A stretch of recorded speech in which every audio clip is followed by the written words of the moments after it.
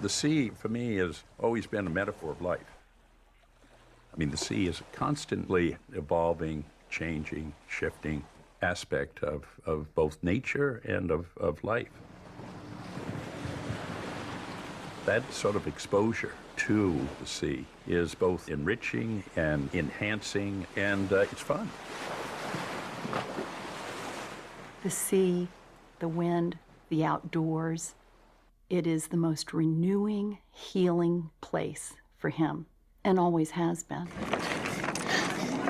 Oh, that's a good job. Yeah? Sweat it a little bit. He loves getting out and sailing. I think he's never more at peace, and perhaps in some ways never more in touch with his family and his roots and his brothers than when he's out there sailing. I grew up in a family that wanted to achieve in the sense of making a difference in people's lives. I know that Ted Kennedy has always been unbelievably sensitive to the accomplishments of his brothers. They were his inspiration. He has a legacy. He's done his very best to pick up where his two brothers left off. Like my three brothers before me, I pick up a fallen standard, sustained by their memory of our priceless years together. I shall try to carry forward that special commitment to justice, to excellence, to courage that distinguished their lives. He championed the cause of those who have been left out, the poor, the elderly, our children, those without education. Was brought up to believe that, to those to whom much is given, much is required. But it's really bigger than that. He really feels a moral obligation to do everything possible to make this world a better place. I've heard Senator Kennedy say on many occasions that health care is not a privilege.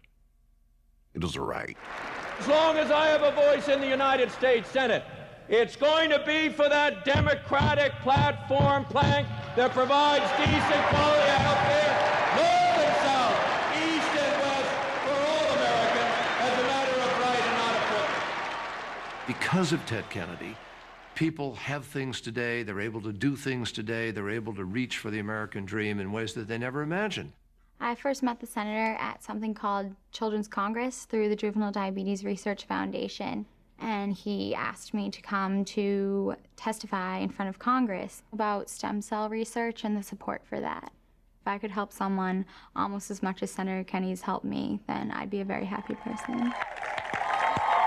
City Year has given the opportunity for the best of our young people to serve in the community. He deeply believes that national service ought to be part of the everyday life of every single American.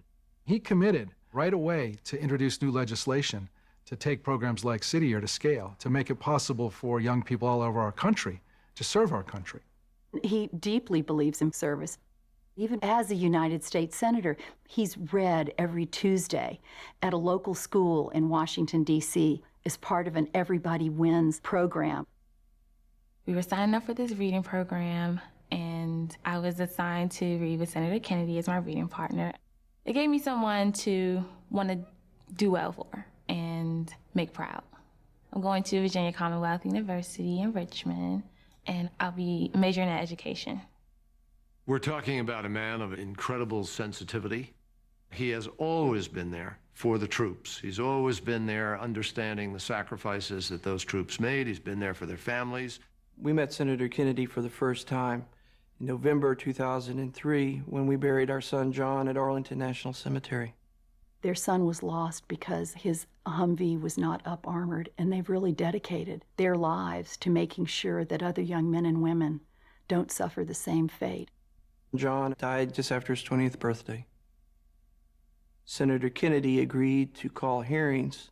Within 6 months of those hearings, all troops in Iraq had body armor. And to that, I owe the senator.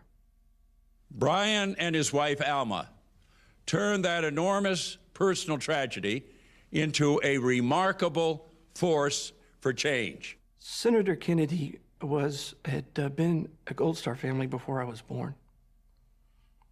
He remembers where his mother was, where his father was, when they came to tell him his brother Joseph was killed.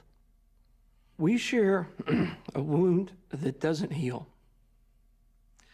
and a deep and abiding love for this country. And Senator Kennedy taught me that government can function for the common man. His patriotism, his family, his faith, really, those three things are just intrinsic to who he is. You know, I think of him as this guy who's got really, really big shoulders, and he's strong for all of us, and he's funny, and he sort of leads the way. He's the Pied Piper in our family. How many sails are up? Well, let's count them. What do we call the one that's way, way, way up at the tipping What's that? The halyard, isn't it? Oh, no, the fisherman? Fisherman! Don't tell me you want to put the fisherman on the other side now, Dad. In spite of all of the changes, in spite of all of the progress, Senator Kennedy would tell us that we still have a great distance to go.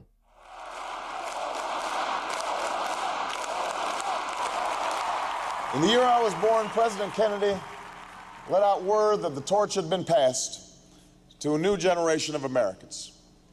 He was right, it had. It was passed to his youngest brother.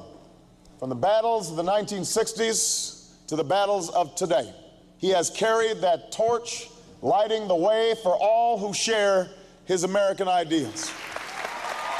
This moment is the moment for us to get health care done. And Ted Kennedy wants to be leading the charge where he ought to be, the head of that committee, making sure that he's working with President Obama to get health care for all Americans. We'll break the old gridlock and finally make health care what it should be in America, a fundamental right for all, not just an expensive privilege for the few. I see the day when President Barack Obama and Ted Kennedy will be moving progressive legislation through the Congress to help some of the most vulnerable people in our society. The people in this country are going to respond in a hopeful and positive way. It's going to be a very, very dramatic and important alteration and change, and it's one that I'm looking forward to being part of. My friends, I ask you to join in this historic journey, to have the courage to choose change. It's time again for a new generation of leadership. It is time now for Barack Obama.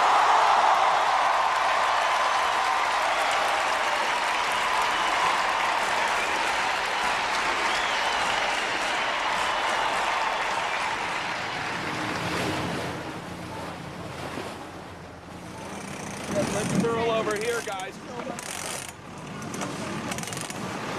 We're all set now.